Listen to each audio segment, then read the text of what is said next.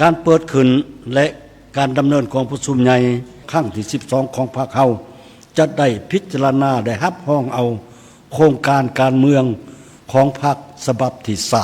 3ซึ่งจะได้ยืนยันและกำหนดจุดหมายเส้นทางก้าวเดินของประเทศชาติฮอดปี2055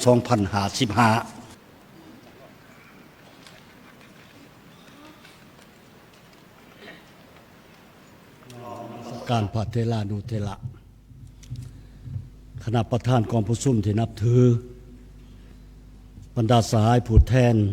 แขกที่มีเกียรติที่นับถือและรักแพงทั้งหลายข้าพเจ้ารู้สึกเป็นเกียรติอย่างยิ่งที่ได้มีโอกาสขึ้นมากล่าวไขกองประชุมใหญ่ผู้แทนทั่วประเทศครั้งที่12ของพรรคประชาชนปฏิวัติลาวซึ่งเป็นเหตุการณ์การเมืองที่สำคัญของพรรคและของประเทศเฮาภายหลังการพันขยายและการจัดตั้งปฏิบัติมติของกองประชุมใหญ่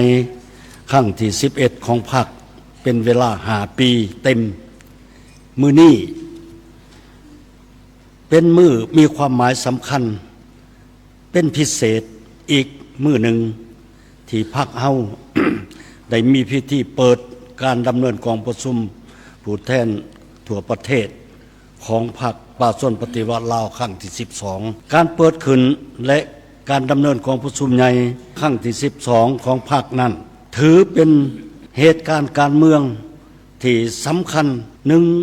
ของพรรคและของประเทศชาติเฮา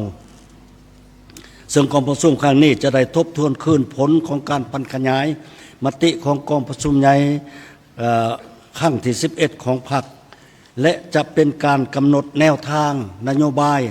และแผนปฏิบัติงานของพรรคและของประเทศใน5 ปีต่อหน้าและอาจจะได้กำหนดวิสัยทัศน์ยาวไปกว่านั้นเพื่อสืบต่อยู่แห้งและพันขยายแนวทางเปลี่ยนแปลงใหม่ของพรรคสู่ล่วงลึกต่อไปกองประชุมใหญ่ของพวกเราได้เปิดขึ้นและจะดำเนินเป็นเวลา3 วันเต็มกองประชุมใหญ่ครั้งที่12ของพรรคจะได้ดำเนินภายใต้คำขวัญยกสูงบทบาทการนำพาที่เข้มแข็งของพรรคตั้งหน้าสร้างเศรษฐกิจเอกราชเป็นเจ้าตนเองสืบต่อบูรณะระบอบประชาธิปไตยประชาชนให้นักแน่นก้าวขึ้นสู่สังคมนิยมบรรดาสหายที่นับถือยืนอยู่ต่อหน้าสภาพการใหม่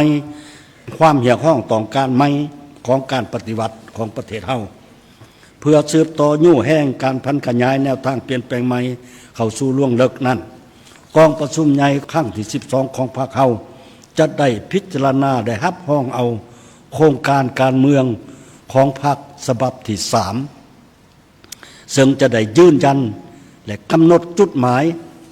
เส้นทางก้าวเดินของประเทศชาติฮอดปี2055เพื่อสืบต่อบูรณะระบอบประชาธิปไตยของพรรคประชาธิปไตยประชาชนให้นักแน่นก้าวขึ้นสู่จุดหมายที่ได้วางไว้หน้าที่สำคัญอันหนึ่งอีกของกองประชุมใหญ่แมนจะได้ดำเนินการเลือกตั้งเอาคณะบริหารงานศูนย์กลางพรรคสมัยที่